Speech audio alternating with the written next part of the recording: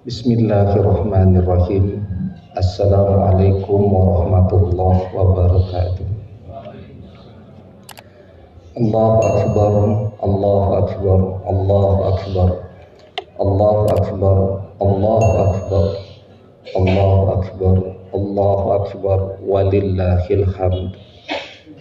Innal hamdalillah nahmaduhu wa nasta'inuhu wa nastaghfiruh wa na'udzu billahi min sururi anfusina wa min sayyiati a'malina may yahdihillahu fala mudhillalah wa may yudlil fala hadiyalah. Asyhadu an la ilaha illallah wahdahu la syarikalah wa asyhadu anna Muhammadan abduhu wa rasuluh la nabiyya ba'dah. Faqala Allah Ta'ala fi kitabihil karim. A'udzu billahi minasyaitonir rajim. Bismillahirrahmanirrahim. Ya ayyuhallazina amanu taqullaha haqqa tuqatih wa la tamutunna illa wa antum muslimun. Ya ayyuhan nasu taqu rabbakumul ladzi khalaqakum min nafsin wahidah wa khalaqa minha zawjaha wa batha minhuma rijalan katsiran wa nisaa'a wattaqullaha allazi tasaaluna bihi wal arham innallaha kana 'alaikum raqiba. Ya ayyuhallazina amanu taqullaha wa qulu qawlan sadida yuslih lakum a'malakum wa yaghfir lakum dzunubakum wa may yuti'illaha wa rasulahu faqad faza fawzan 'azima. Hadirin jamaah salat Idul Adha yang dirahmati Allah, pertama-tama tidak bosan-bosannya mari kita panjatkan puji dan syukur kehadirat Allah Subhanahu wa taala yang alhamdulillah di kesempatan pagi hari yang mulia ini kita masih diberikan kesehatan dan kenikmatan iman sehingga bisa bermuajahah dalam majelis yang baik ini, insyaallah dalam keadaan yang sehat walafiat tanpa kekurangan suatu apapun juga. Salawat dan salam tidak lupa untuk kita haturkan kepada junjungan kita baginda Nabiullah Muhammad sallallahu alaihi wasallam beserta keluarga dan para sahabat yang tercinta. Semoga kita yang hadir di majelis salat Idul Adha ini termasuk umat Nabi Muhammad yang senantiasa istiqomah di dalam melaksanakan segala hal yang telah beliau ajarkan dan sunnahkan, dan juga senantiasa istiqomah dalam menghindarkan diri dari segala hal yang telah beliau larangkan.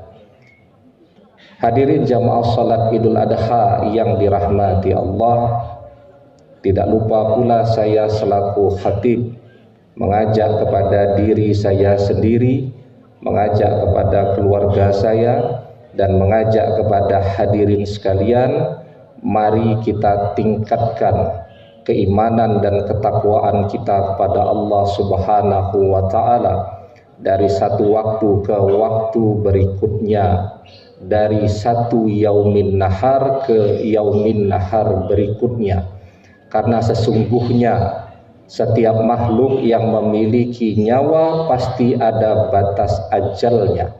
Cepat atau lambat, suka ataupun tidak suka, kita semua akan kembali kepada Allah.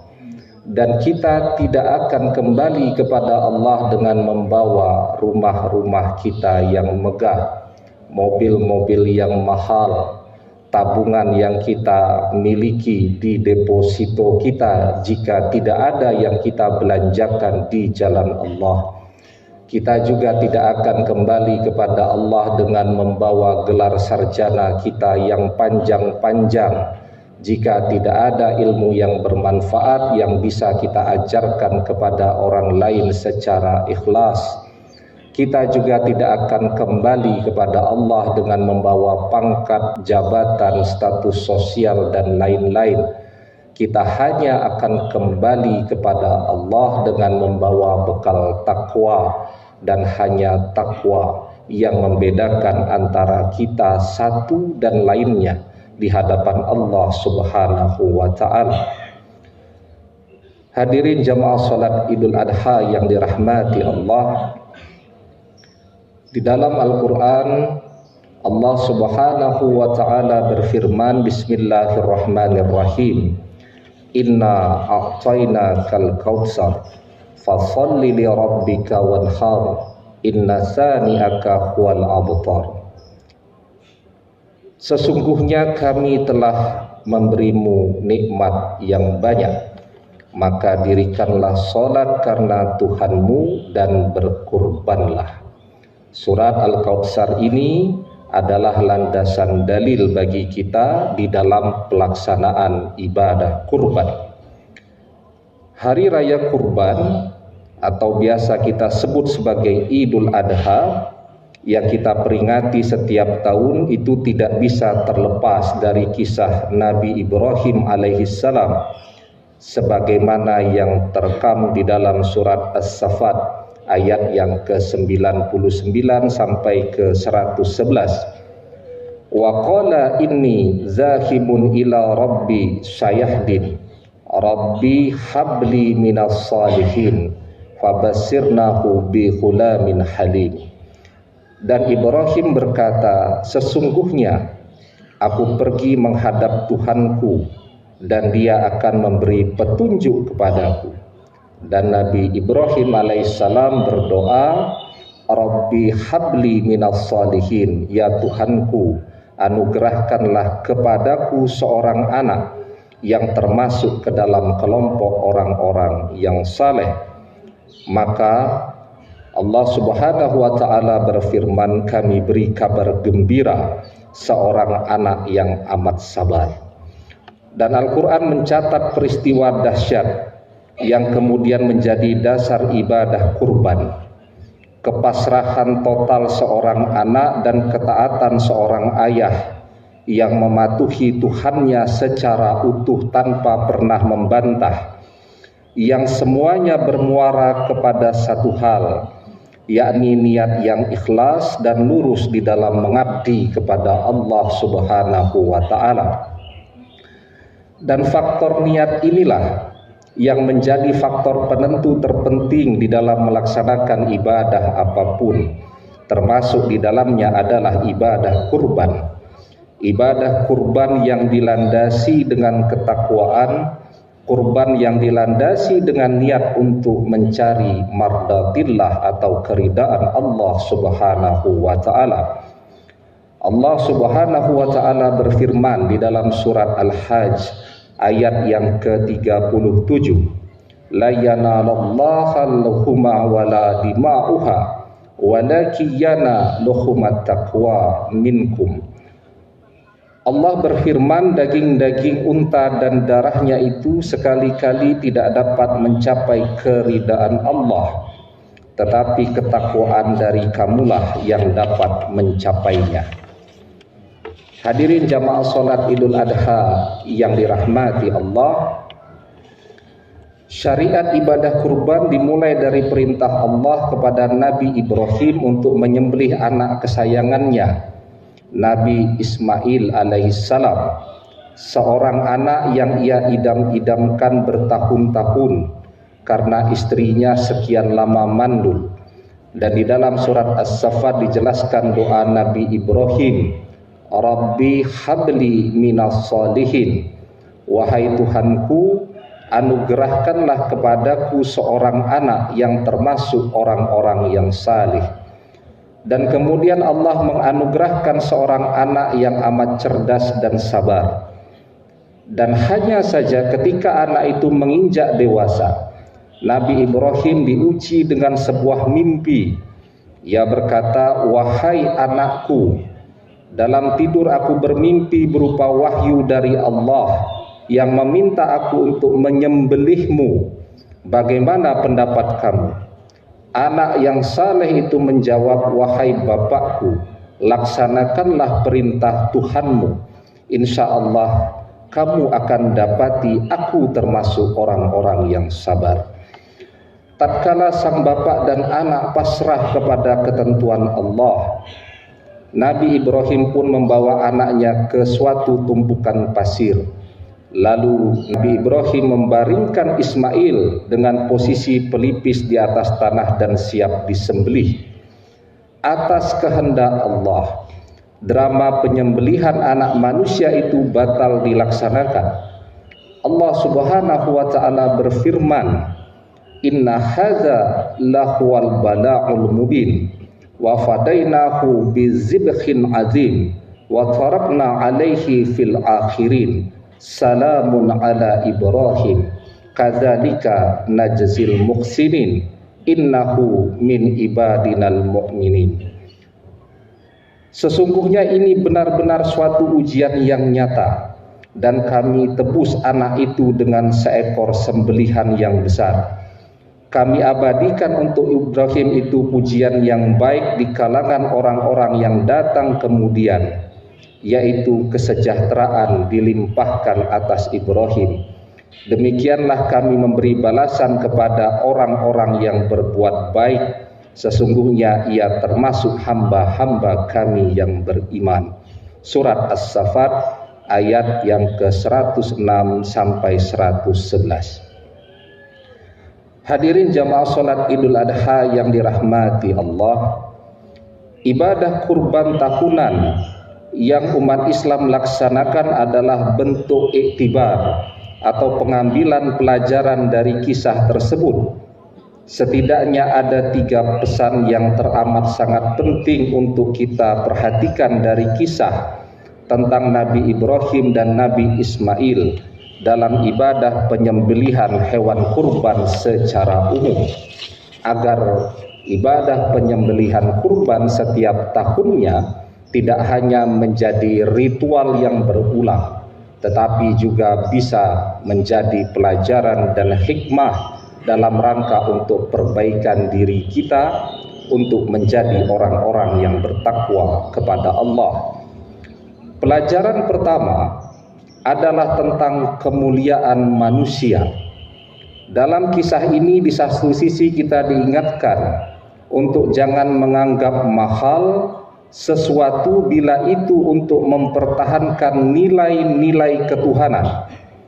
Namun di sisi lain kita juga diimbau untuk tidak meremehkan nyawa dan darah manusia. Penggantian Nabi Ismail dengan domba besar adalah pesan nyata bahwa pengorbanan dalam bentuk tubuh manusia, sebagaimana yang berlangsung dalam tradisi sejumlah kelompok pada zaman jahiliyah, adalah hal yang diharamkan. Manusia dengan manusia lain sesungguhnya adalah bersaudara. Mereka dilahirkan dari satu bapak, yakni Nabi Adam alaihi salam. Seluruh manusia ibarat satu tubuh yang diciptakan Allah dalam kemuliaan. Karena itu kita tidak diperbolehkan menyakiti orang lain dengan cara apapun untuk tujuan apapun juga. Hadirin jamaah salat Idul Adha yang dirahmati Allah, seperti yang kita ketahui bersama bahwa tahun 2018-2019 ini adalah tahun politik. Dan seperti pemilu-pemilu yang sudah-sudah, kembali masyarakat kita menjadi terbelah. Fitnah dan ghibah tumbuh subur di media sosial setiap harinya. Padahal ini jelas perbuatan yang sia-sia. Banyak waktu yang dihabiskan, bukan jabatan yang kemudian diberikan oleh para pejabat sebagai reward atau balasan perjuangan setiap hari, tetapi sekedar memuaskan unsur nafsu haiwaniyah yang ada di dalam diri kita. Padahal tegas Allah Subhanahu wa taala berfirman di dalam surat Al-Mu'minun bahwa salah satu tanda orang mukmin yang beruntung itu adalah wallazina hum anil lahwi mu'ridun, dan orang-orang yang terhadap segala perbuatan yang sia-sia dia menolak dengan keras. Al-laghwi dari kata lagho, artinya perbuatan atau kata-kata yang tidak ada faidahnya, tidak ada nilainya, baik senda gurau ataupun main-main yang tidak ada ujung pangkalnya. Di zaman kita ini teknologi telah menyajikan begitu banyak fasilitas untuk mengerjakan hal-hal yang sia-sia tadi, bahkan menuai dosa seperti halnya perbuatan gosip, bergunjing, ghibah, memfitnah dan lain sebagainya. Di dalam sebuah hadis an Abi Hurairah, ana Rasulullah sallallahu alaihi wasallam atadruna mal ghibah? Qala Allahu wa rasuluhu a'lam. Qala Rasulullah sallallahu alaihi wasallam zikruka akhaka bima yakrahu. Kila afara'aita in kana fi akhima aqulu. Qala Rasulullah sallallahu alaihi wasallam in kana fihi ma taqulu faqad ikhtabtahu wa in lam yakun fihi faqad bakhattah. Sebuah hadis dari Abu Hurairah, Rasulullah sallallahu alaihi wasallam bersabda kepada para sahabat, atadruna mal ghibah? Tahukah kalian apakah itu perbuatan ghibah? Qala Allahu wa rasuluhu a'lam. Para sahabat berkata bahwa Allah dan Rasulnya lebih mengetahui. Qala Rasulullah sallallahu alaihi wasallam zikruka akhaka bima yakrahu, yakni membicarakan aib seseorang di saat dia tidak hadir di tempat itu dan dia tidak menyukai kalau kemudian aib itu dibicarakan. Kemudian para sahabat bertanya, afara'aita in kana fi akhima aqulu? Bagaimana kalau seandainya perbuatan yang dibicarakan itu betul-betul dilakukan oleh yang bersangkutan? Qala Rasulullah sallallahu alaihi wasallam in kana fihi ma taqulu faqad ikhtabtahu. Jika perbuatan itu betul-betul dia lakukan dan dia kerjakan, maka sesungguhnya kalian telah menghibahnya. Wa in lam yakun fihi faqad bahattah. Dan jika perbuatan itu tidak pernah dia lakukan atau dia kerjakan, maka sesungguhnya kalian telah memfitnahnya. Maka kalau kita lihat di media sosial, kalau ada seseorang menyampaikan statement, mungkinlah dia tokoh politik, mungkinlah dia seorang pejabat publik, mungkinlah dia seseorang yang kemudian mengikuti pengikut yang luas, dan kita tidak menyukai yang bersangkutan, maka dengan berbagai teknik editing yang disediakan oleh fasilitas yang sangat canggih, setiap pernyataan tadi bisa ditambah-tambahi dan bisa dikurang-kurangi, bisa dipelintir ke sana kemari.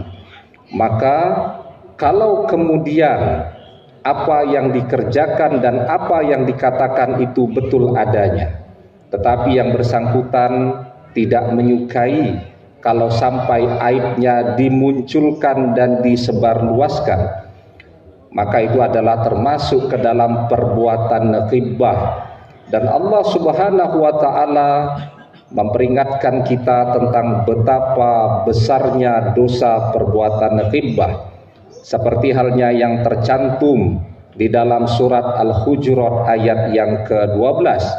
Allah Subhanahu wa taala berfirman, Bismillahirrahmanirrahim. Ya ayyuhallazina amanu istanibu katsiran minadh-dhanni inna ba'dadh-dhanni ismuhu wa la tajassasu wa la yaghtab ba'dukum ba'dan ayuhibbu ahadukum ayyakula lahma akhihi maytan fakarihtumuhu wattaqullaha innallaha tawwabur rahim. Allah Subhanahu wa taala berfirman, hai orang-orang yang beriman, jauhilah kebanyakan prasangka, karena sebagian dari prasangka itu adalah perbuatan dosa. dan janganlah mencari-cari keburukan dan kesalahan orang lain. Jangan pula menggunjing satu sama lain. Adakah seorang di antara kamu yang suka memakan daging saudaranya yang sudah mati?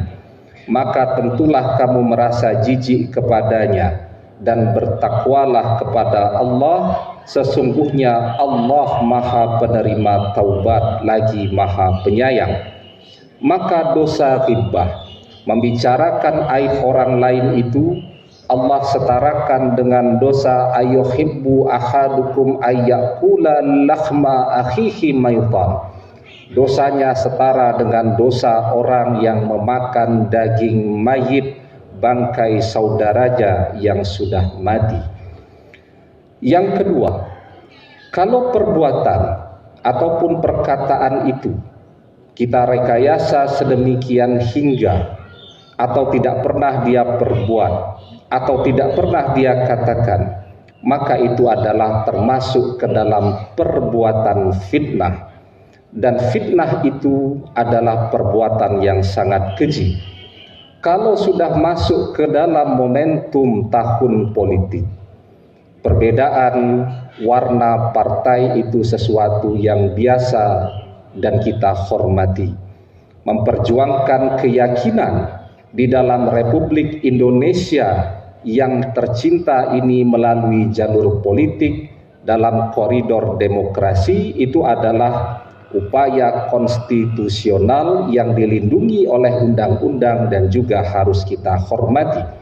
Perbedaan itu sesuatu yang harus kita hargai dan saling kita hormati. Tetapi jangan sampai kemudian untuk menjatuhkan seseorang kita sampai melakukan berbagai perbuatan fitnah. Kalau sudah masuk ke dalam tahun politik, seakan-akan surat Al-Baqarah ayat ke-191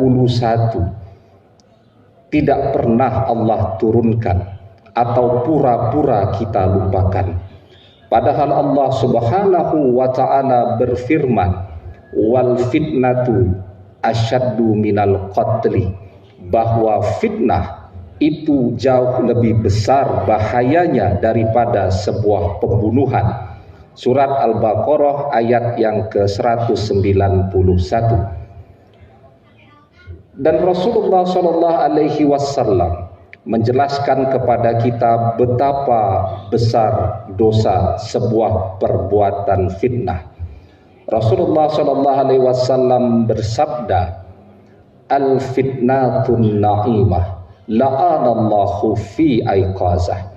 Fitnah itu dalam keadaan tidur, dan laknat dari Allah bagi siapa saja yang membangunkan fitnah tadi. Maka hadirin jamaah salat Idul Adha yang dirahmati Allah, daripada waktu kita habiskan untuk mengumpulkan dosa, menyebarkan ghibah dan fitnah melalui media-media sosial, melalui pembicaraan langsung dan seterusnya. Alangkah lebih baik jika waktu tadi kita manfaatkan untuk meneliti aib yang ada pada diri kita sendiri. Mari kita bertanya, apakah kita sudah jauh lebih baik daripada orang-orang yang terus kita olok-olok dan kita caci maki? Rasulullah SAW mengajarkan kepada kita, tubi liman syaqalahu aibuhu an uyubin nas. Beruntunglah, kata Nabi, orang-orang yang setiap hari waktunya disibukkan untuk meneliti aibnya sendiri, sehingga ia tidak sempat untuk mengurus aib orang lain. Hadis riwayat Al-Bazar. Hadirin jamaah salat Idul Adha yang dirahmati Allah, pelajaran yang kedua yang bisa kita ambil adalah tentang hakikat pengorbanan.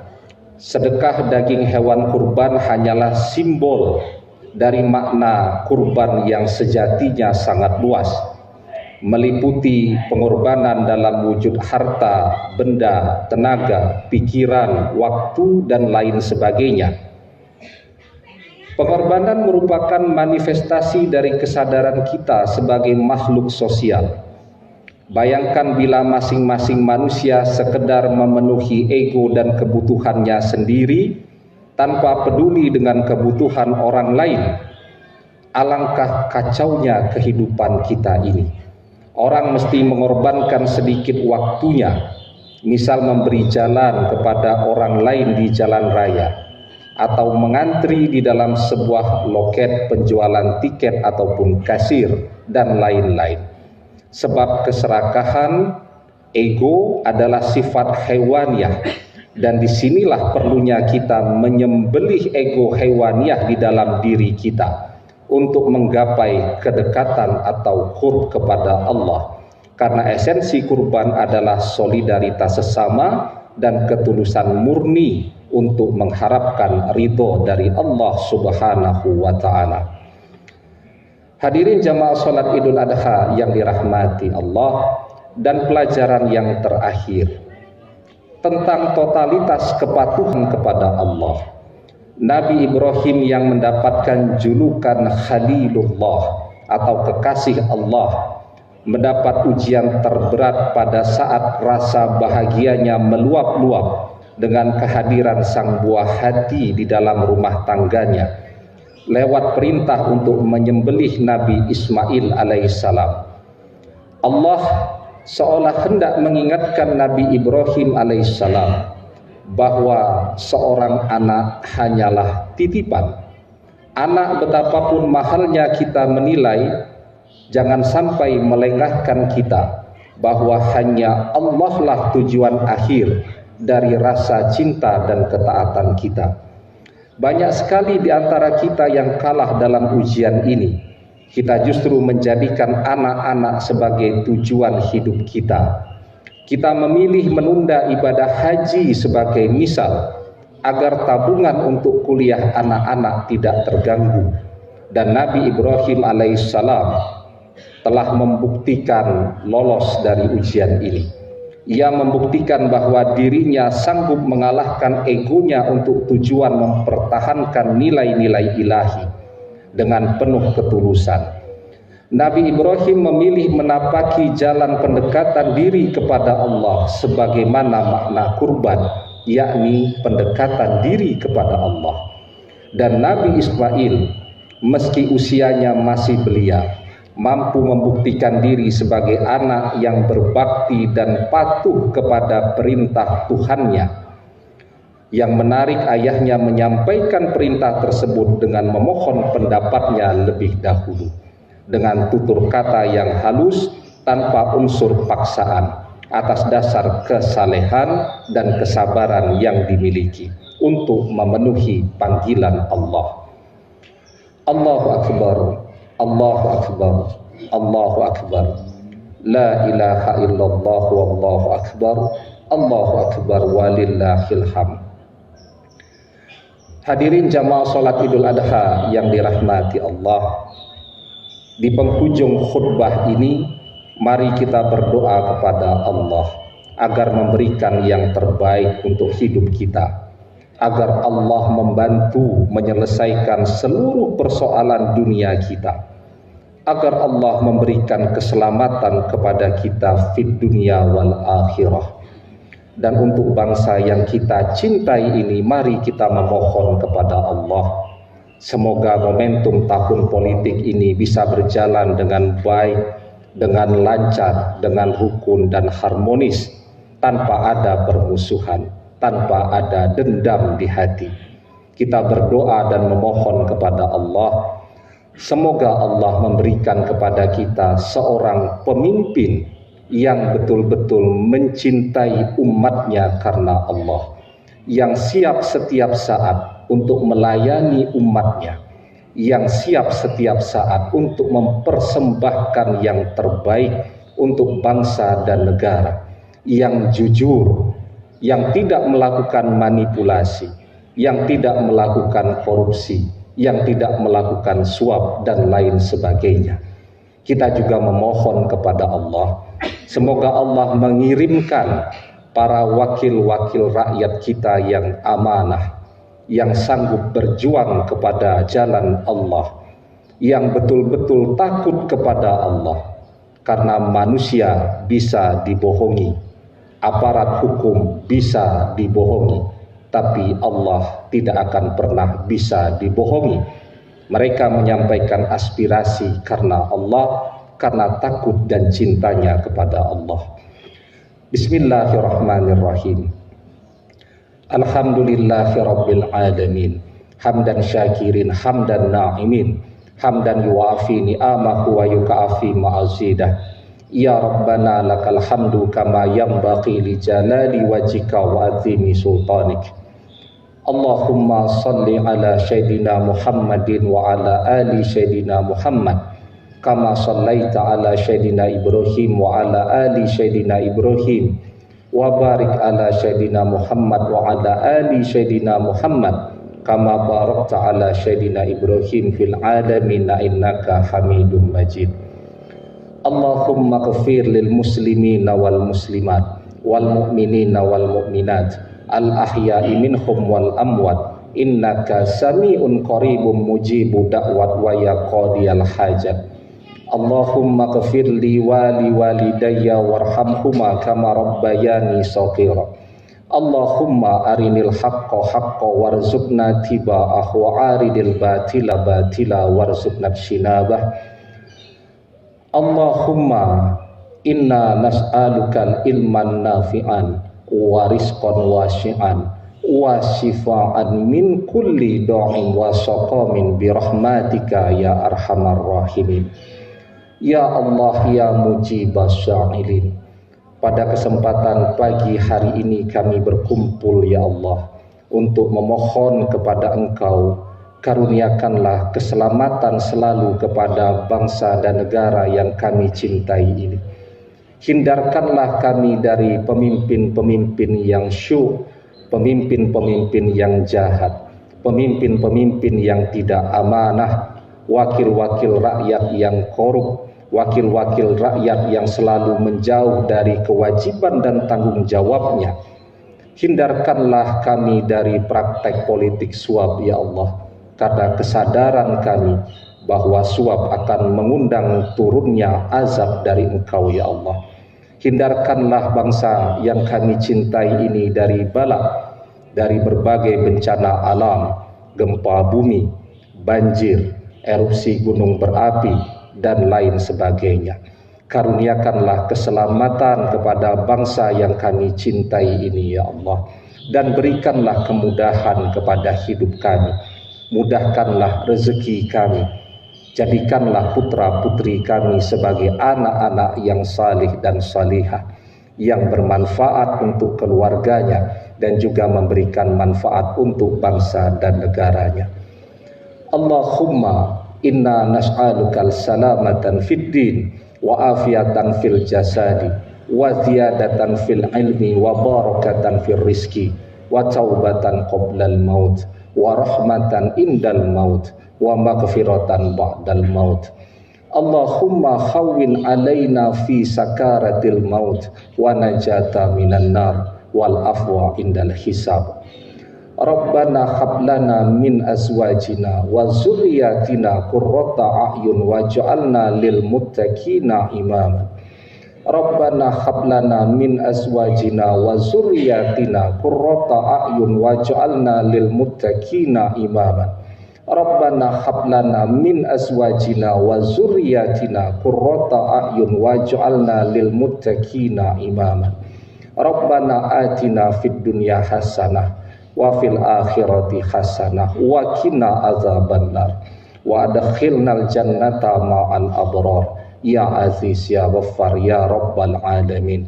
Subhana rabbika rabbil izzati amma yasifun wassalamun alal mursalin walhamdulillahi rabbil alamin. Amin ya rabbal alamin.